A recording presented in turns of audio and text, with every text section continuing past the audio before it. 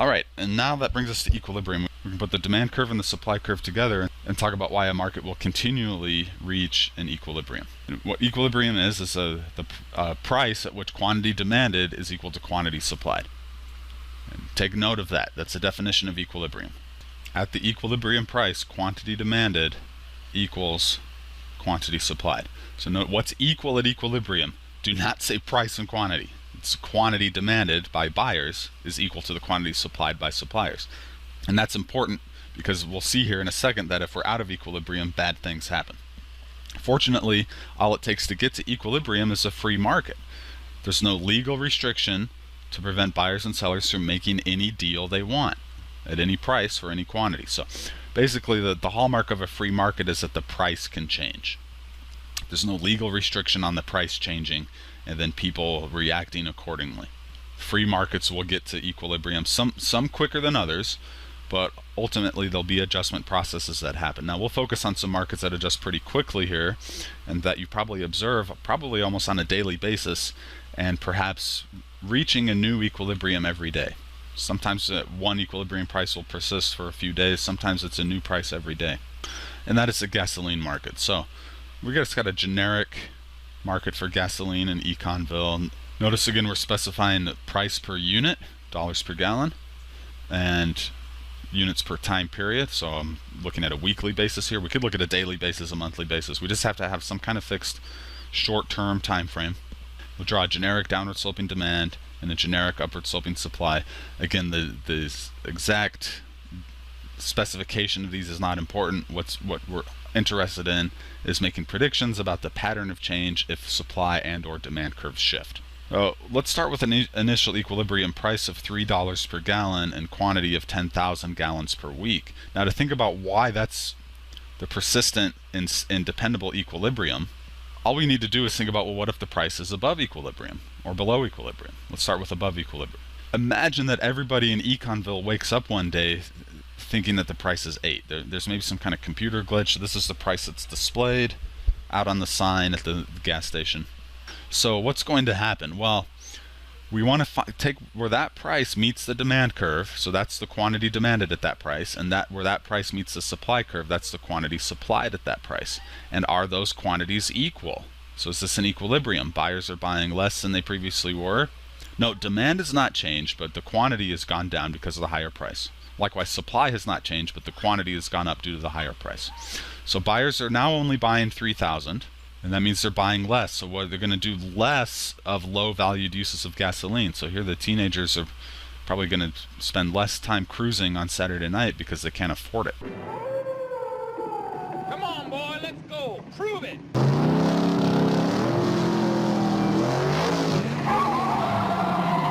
We're going to continue buying high-valued uses of gasoline. The ambulance crew is going to go ahead and bite the bullet and pay for this higher priced gas because their use of gasoline is much higher value. And will they be able to pass along that higher gas price to their customers, their patients? Sure, it's not like we're going to say, if Grandpa's having a heart attack, we're not going to say, well, sorry, Gramps, the ambulance bills are really high now, so why don't you just take an aspirin? No, we'll pay a higher price, okay, to keep him alive. Suppliers, likewise, are going to be supplying a lot more, thinking that they can get more sales and cover rising costs and make more money. So they're maybe getting ready to supply 15,000. But is that going to be the case? No, because the quantity bought, 3,000, is much less than the quantity sold up here at 15,000. And that gives us a surplus. Surplus is defined as quantity supplied exceeding quantity demanded at a given price. This is a key part of the definition of surplus here. At a given price, people are trying to sell more than people are willing to buy. Now, note that a surplus doesn't just mean that there's a lot of the product available relative to the past. The term for that is a glut. So you want to know the distinction between a glut and a surplus. A glut just means a large quantity, and a large quantity will bring low prices, and you still be in equilibrium. A surplus is very specific. It means people are trying to sell more than is being bought at the given price. Now, of course, there's a pretty easy mechanism to correct this. What's causing the surplus is that the price is too high, and there's a lot of disappointment here. All of these sellers here were accustomed to selling and now they aren't. These buyers here were accustomed to buying and now they aren't. These additional sellers thought they could sell at the high price, but they're not. So there's a lot of disappointment. So what's the correction for all of this? Well, it's of course to cut the prices and put the product on sale, so to speak. Inflatable, gorilla, optional. Among the sellers who aren't selling anymore, who was most able to cut prices? Well, it would be the seller living down here on the supply curve with relatively low costs, especially compared to this really high non-equilibrium price. So notice that this seller right here, his costs are way below that high above equilibrium price. So this seller might be one of the first to offer a lower price, and then this buyer here, who's got a pretty high willingness to pay, not quite what this extreme of the non-equilibrium price, but nonetheless above the old price. So this buyer is willing to pay quite a bit more. He might take that offer. And notice now they're both happy. And we can repeat that process. Sellers whose costs are relatively low, selling to buyers whose valuations are relatively high. And that process gets repeated again and again and again until, guess what, we're back to equilibrium, and then the market will come to rest. And notice we won't do any more trades in this. We won't have a quantity above 10,000 because beyond that quantity, the cost of production, that's a supply curve, for any purchase exceeds the value to the consumers. And the demand curve can be properly thought of as the value curve. And you'll see this. You'll see clearance sale, blowout sale, overstock sale. In some cases, businesses do mistakenly accumulate too much inventory, and it's pretty easy for them to get rid of it by putting it on a blowout kind of liquidation type sale. Now, in a what we call a thick market like gasoline, where there's millions and millions of gallons being bought every day, almost round the clock, those prices are going to adjust really quickly. Other kinds of markets, it takes longer for them to adjust. But ultimately, in a free market, the prices will adjust to get us at or keep us at equilibrium. Okay, and let's just quickly think about what happens if the price is below equilibrium. And let's say for some strange reason, everybody in Econville wakes up and the price is $1 a gallon. Pretty predictable what's going to happen, and then the adjustment process that'll be made. But let's walk through this. Now, all these people think they're going to be able to do more driving at this lower price. And so the teenagers are going to do more cruising, and people are going to maybe think about buying bigger cars, taking more road trips. So we're envisioning some more uses, and we're prospectively happy about buying more of the product. So now consumers are planning on buying 15,000 gallons per week.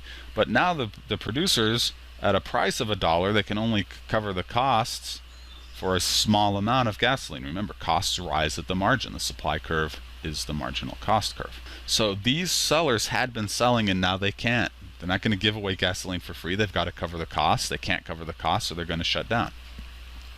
And what we get now is a shortage. People are trying to buy more than is being sold at a given price. And again, key part of the definition is at a given price.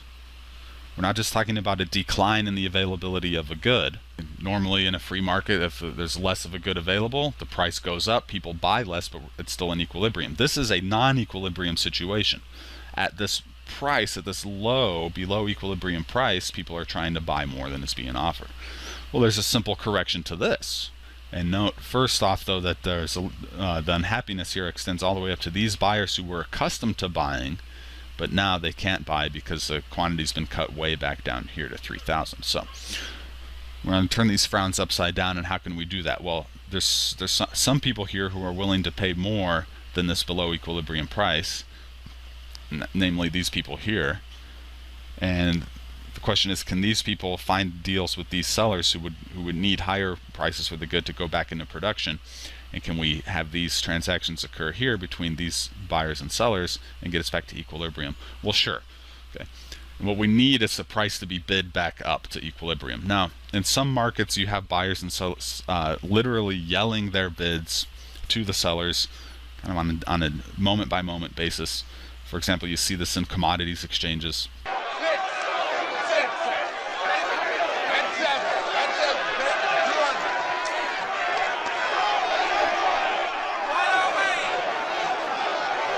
But for our consumer products, we don't go in there and yell to the owner of the store that we're willing to pay a higher price. The store operator has to do that on our behalf. I'm promising you that they will, in order to avoid a shortage. So we might envision a buyer bidding up the price until we get back to equilibrium. It's not how it really happens. How it really happens is that the store manager, foreseeing a potential shortage, will go ahead and get the prices adjusted upward before it actually happens, and that keeps customers happy. So think about a real world situation. Walmart is big on low prices. Notice that's in their motto here. Always low prices. Always. Written in Sam Walton's blood. Okay, if the prices are too low, however, what might happen? They might have a whole bunch of customers come in and clean out the shelves, and then this is what's left. This is what happens when prices are too low. And I'll tell you that there's one thing consumers hate more than high prices, and that's not being able to buy the product at all. So it's actually very rare for Walmart to run out of anything. They have very excellent inventory management systems. That's one of their big competitive advantages. But if their costs go up, if the cost of cornflakes goes up because of a reduction in the supply of corn, and that increases the cost of making cornflakes, Walmart is going to have to some extent, pass that cost on to the consumers in the form of a higher price in order to keep an inventory of goods on the shelf, so when the customer walks in wanting to buy cornflakes, Walmart has it for that customer. So businesses will adjust the prices upward as needed to keep the market at equilibrium, to keep the goods on the shelves, to keep the consumers happy.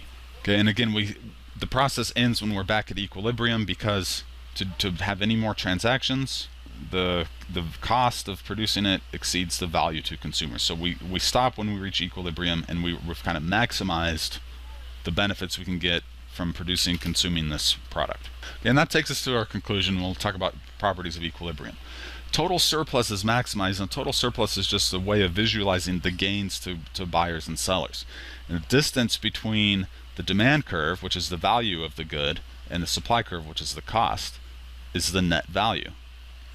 And we can't have more net value than when we're at equilibrium. In Econville, in either case, in our surplus case with an above equilibrium or our shortage case with below equilibrium, we had quantity reduced to 3,000, and total surplus then was reduced. We lost this whole area here of surplus, of gains, net gains for buyers and sellers, and those gains are destroyed if we're not at equilibrium. Only at equilibrium can we get all those gains. Total surplus is maximized, and the market is efficient. Efficiency means we're getting the most value for the least cost. And note that equilibrium divides the demand curve into two regions. We could call this kind of the high valued region here, high valued uses and low valued uses, and it divides the supply curve into two regions, so low cost and the high cost.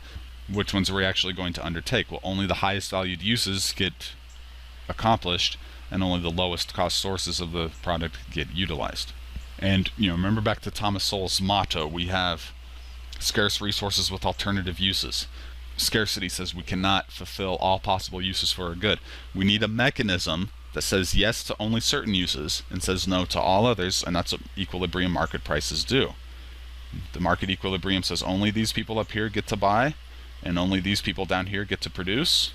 Of course, your values are subjective, so can you become a high valued user if you change your mind about the value? Sure. So if you're down here on the demand curve, you can move yourself up here if you really want, if you're willing to pay that equilibrium price. And now equilibrium price becomes the gateway into accessing the good. And if a lot of people decide to value the good more highly, the demand curve shifts out, the equilibrium price rises.